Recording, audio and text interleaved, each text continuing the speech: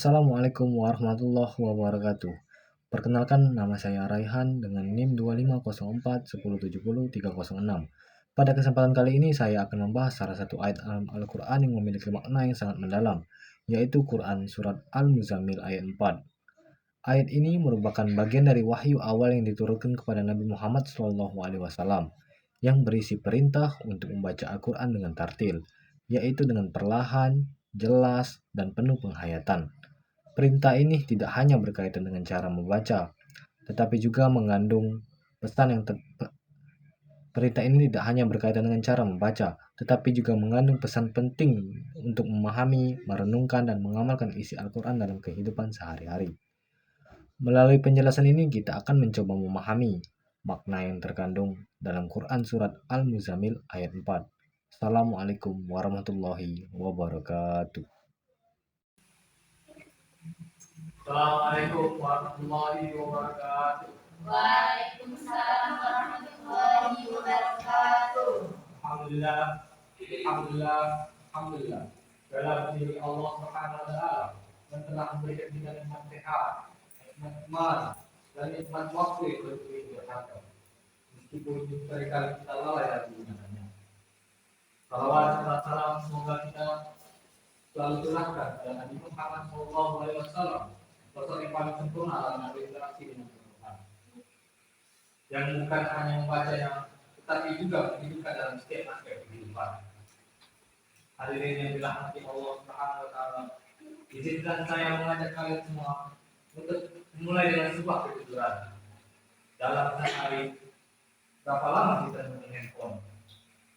Mungkin 3 jam, 5 jam, bahkan lebih. Kita membuka layar itu berkali-kali tanpa merasa berat. Namun sekarang, mari kita tanyakan pada diri kita masing-masing. Dalam sehari, berapa lama kita membaca Al-Quran?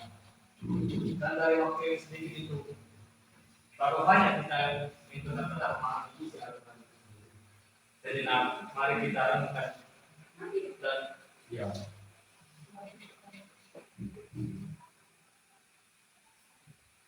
Bisa jadi tanpa kita sadari kita lebih dekat dengan dunia yang fana ini daripada firman Allah yang kekal.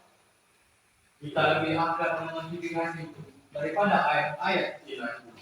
Kita lebih cepat merespon pesan manusia daripada pesan dari Allah. Padahal Allah sudah berfirman dalam Al-Quran Al-Muzammil yang berbunyi Bismillahirrahmanirrahim Bismillahirrahmanirrahim wa Al-Quran tabdila, yang artinya dan baca Al-Quran itu dengan tartil. Ayat ini hadirin sekalian tidak turun dalam kondisi yang ringan. Dia turun di awal masa kenabian ketika Nabi Muhammad SAW baru saja menerima wahyu. Saat itu beliau dalam keadaan yang sangat berat, tubuhnya gemetar, hatinya diliputi ketakutan, bahkan beliau minta untuk bersembunyi. Lalu dalam kondisi seperti itu, Allah menegur beliau dengan wahai orang yang bersembunyi. Ini bukan sekedar hanya panggilan, ini adalah bentuk kasih sayang dari Allah Subhanahu wa taala untuk menghadapi hamba yang memiliki beban yang luar biasa. Dan di tengah kondisi itu, Allah tidak memerintahkan sesuatu yang ringan. Allah tidak hanya mengatakan istirahatlah, tetapi Allah memberikan solusi. Bangun di malam hari, dekatkan diri kanannya, dan bacalah Al-Quran dengan tartil. Mengapa harus tartil? Karena Allah sendiri telah menegaskan bahwa Al-Quran adalah perkataan yang berat. Berat dalam maknanya, berat dalam tanggung jawabnya, dan berat dalam dakwahnya. Maka tidak mungkin sesuatu yang begitu agung berkekuatan dengan terbesar. Tartil hadirin sekalian, bukan sekedar untuk membaca pelan, tapi tartil itu sendiri membaca dengan kesadaran. Tartil adalah menghadirkan hati dalam setiap huruf. Tartil adalah berhenti sejenak, memahami, merasakan, dan untuk merenungkan. Mari kita renungkan bersama. Jika kita menerima pesan penting dari seseorang yang sangat kita hormati, apakah kita akan membaca dengan cepat lalu melupakannya? Itu jawabannya itu tidak. Karena kita akan membaca dengan perlahan, kita baca ulang, kita pikirkan maksudnya. Lalu bagaimana dengan Al-Quran? yang merupakan firman dari Allah, yaitu pencipta kita. Allah bahkan menegaskan dalam firman yang lain bahwa Al-Quran itu diturunkan agar kita mentadaburi ayat-ayatnya, agar kita merenungkannya. Dan Allah bertanya, apakah mereka mentadaburi Al-Quran? Ini bukan pertanyaan biasa, ini adalah Al-Quran yang sangat dalam. Hadirin yang dimuliakan Allah, Rasulullah SAW sendiri telah memberikan teladan kepada kita. Dalam hadis riwayat Sahih Bukhari, disebutkan bahwa beliau membaca Al-Quran dan perlahan saja. Maka dalam riwayat Sahih Muslim beliau mengulang satu ayat sepanjang malam. Bayangkan, satu ayat diulang sepanjang malam. Mengapa? Karena beliau tidak hanya ingin membaca, tetapi beliau merenungkan, beliau menghayati, beliau merasakan kedalaman maknanya. Sekarang mari kita bandingkan dengan diri kita. Kita membaca satu halaman sekarang mari kita bandingkan diri kita dengan diri kita. Kita membaca satu halaman, bahkan satu juz.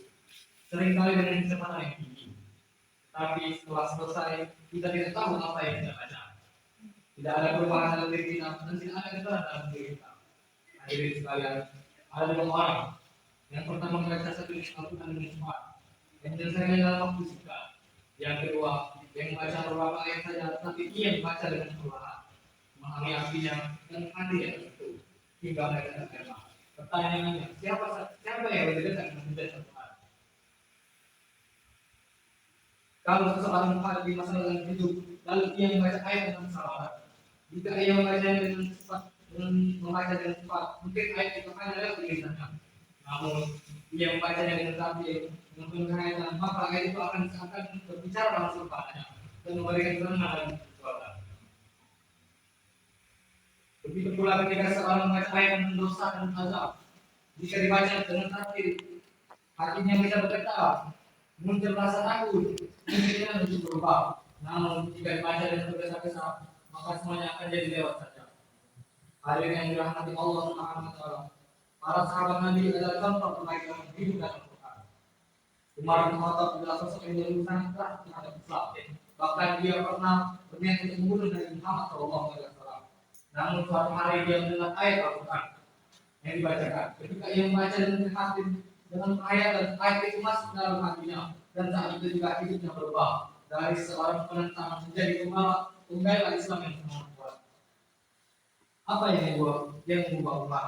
Bukan sekedar bacaan, tapi penghayatan terhadap Al-Quran. Kemudian ada Abdullah bin Mas'ud. Suatu hari Nabi meminta beliau untuk membaca Al-Quran. Ia membaca dengan tartil, perlahan dan penuh penghayatan. Hingga ketika sampai ada suatu hari tentang hari kiamat, Nabi meminta untuk berhenti. Ketika ia melihat Nabi, ternyata air mata beliau mengalir. Nabi yang paling memahami Al-Quran pun masih menangis ketika mendengarnya. Lalu bagaimana dengan kita? Ada pula Usman bin Affan yang berkata, seandainya hati itu kita bersih, kita tidak akan pernah merasa cukup dari Al-Quran. Beliau begitu mencintai Al-Quran, bukan sebagai bacaan, tapi sebagai kebutuhan. Hadirin sekalian, sekarang mari kita kembali kepada diri kita. Sejauh mana kita Al-Quran mengalir di hidup kita? Apakah kita membaca seperti kemarin tersentuh? Seperti itu maksudnya menghayati, apa seperti itu cuma yang dicintai? Atau jangan kita masih membaca yang apa? Bayangkan ini Al-Quran adalah pesan dari Allah yang ditujukan untuk hidup kita, namun jangan kita dibukanya. Kita membacanya dengan tergesa-gesa dan tidak berusaha untuk memahaminya. Jika ada seorang yang hormati mengirimkan pesan penting kepada kita, lalu kita abaikan, itu tidak pantas. Lalu bagaimana jika Allah yang kita abaikan? Hadirin yang dimuliakan Allah, mari kita mulai perubahan bukan dengan sesuatu yang besar, tapi dengan langkah yang kecil. Mulai dengan membaca beberapa ayat setiap hari dan baca dengan perlahan, merenungkan, berpikir maknanya. Tidak perlu banyak, tidak harus dalam, tidak perlu cepat dan tidak harus benar. Karena bisa jadi satu ayat yang dipahami akan mengubah hidup kita. Satu ayat yang kita hayati akan menjadi cahaya di dunia akhirat. Al-Quran bukan untuk diselesaikan, tapi untuk mengubah yang depan. Maka mulai dari hari ini, kurangi sedikit waktu untuk hal yang tidak bermanfaat, dan tambahlah waktu untuk membaca Al-Quran dan bacalah dengan tertil, dengan hati yang penuh kesadaran. Semoga Allah menjadikan kita termasuk orang lain di dekat dengan Al-Quran yang membacanya, memahami dan mengamalkannya. Jika kita lanjutkan renungan tadi, sebenarnya ada satu pertanyaan yang sangat penting untuk kita jawab dalam hati masing-masing. Apakah selama ini kita baca Al-Quran atau hanya sekedar menghafalkannya? Karena tidak semua yang membaca itu memahami dan tidak semua yang menghafalkan itu merasakan. Ada seorang lisannya sibuk membaca tapi hatinya itu kosong. Ada pula yang membaca sedikit tapi hatinya penuh dengan secara iman. Di sini letak perbedaan antara membaca tapi dan membaca tanpa penghayatan. Mari kita bayangkan sebuah perumpamaan seorang yang sedang haus lalu di hadapannya ada segelas air. Namun dia menuangkannya dalam mulutnya lalu tergesa-gesa tanpa merasakannya. Tentu air itu tidak akan memberikan kenikmatan. Berbeda dengan orang yang menginginkan dengan perlahan-lahan. Ia merasakan segala dalam ini dalam badannya dan dia menikmati setiap kehidupan tubuhnya benar-benar bermanfaat. Al-Quran itu seperti air kehidupan. Jika kita membacanya dengan tergesa-gesa, mungkin kita hanya akan mendapatkan suara. Tetapi jika kita membacanya dengan hati-hati, akan mendapatkan kehidupan. Hadirin sekalian, seringkali kita mengeluh tentang hidup, hati gelisah, pikiran tidak tenang, mudah marah, dan sulit bersyukur. Namun kita lupa bahwa salah satu sebabnya adalah karena kita jauh dari Al-Quran, atau kita membaca Al-Quran tanpa benar-benar berinteraksi dengannya. Allah menjadikan Al-Quran adalah menjadi obat penyejuk hati. Allah telah menjadikan Al-Quran sebagai penawar, dan Allah juga menjadikan Al-Quran itu sebagai doa bagi kita. Namun bagaimana mungkin apa itu bekerja jika kita tidak menggunakannya dengan benar? Mari kita renungkan sekali lagi. Ketika kita membaca ayat tentang kesabaran, apakah kita berhenti dan bertanya kepada diri kita, apakah saya sudah sama? Ketika kita membaca ayat bersyukur, apakah kita merenung, apakah saya sudah benar-benar bersyukur? Ketika kita membaca ayat tentang dosa dan azab, apakah kita masih takut dan ingin berubah? Jika kita apakah mungkin kita membaca dan takut dan mengenai sebenarnya? Hadirin sekalian, para ulama terdahulu memiliki tugasan yang sangat luar biasa. Mereka tidak terburu-buru dalam membaca Al-Quran. Bahkan di antara mereka yang hanya membaca beberapa ayat yang dalam satu malam. Tetapi mereka ulangi dan mereka renungkan dan mereka harus. Karena bagi mereka tujuan membaca bukan menyelesaikan bacaan, tapi membiarkan Al-Quran menyelesaikan masalah yang hati mereka.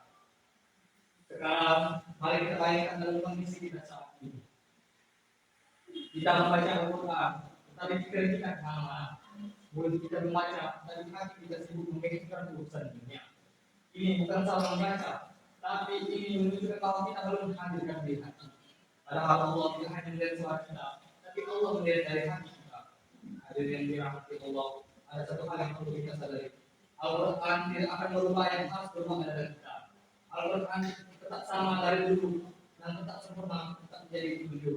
Namun, apakah kita yang dekat kepadanya dan apakah kita yang berusaha memahami atau kita yang terus jauh? Mari kita renungkan sekali lagi.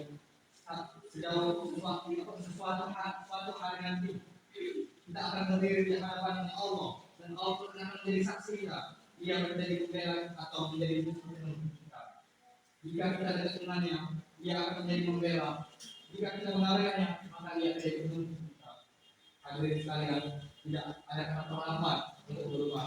Jika selama ini kita jarang untuk membaca Al-Quran, jika selama ini kita baca tanpa memahami, jika selama ini kita tergesa-gesa, mulailah sederhana, buka Al-Quran, baca satu ayat. Pahami artinya Allah inginkan saya lakukan dari ayat itu. Bayangkan, jika setiap hari kita lakukan itu, satu ayat, dua ayat tetap kita pahami dalam satu bulan, dalam satu tahun, hidup kita akan berubah tanpa kita sadari. Hadirin yang dimuliakan Allah, Al-Quran bukan hanya untuk orang pintar, Al-Quran bukan hanya untuk ulama saja, agar adalah untuk semua manusia. Dan Allah meminta kita untuk langsung sempurna. Allah hanya meminta kita untuk berusaha dekat dan untuk membacanya dengan hati. Mari kita tutup dengan sebuah harapan.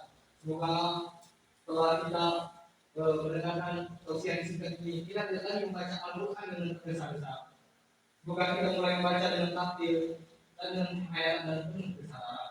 Semoga Al-Quran menjadi teman dalam kesendirian, penenang dalam kegelisahan dan petunjuk untuk kebingungan.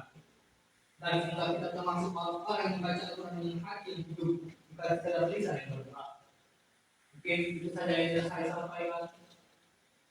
Kurang lebihnya mohon maaf kepada Allah, saya mohon ampun. Billahi taufiq wal hidayah. Assalamualaikum warahmatullahi wabarakatuh. Waalaikumsalam warahmatullahi wabarakatuh.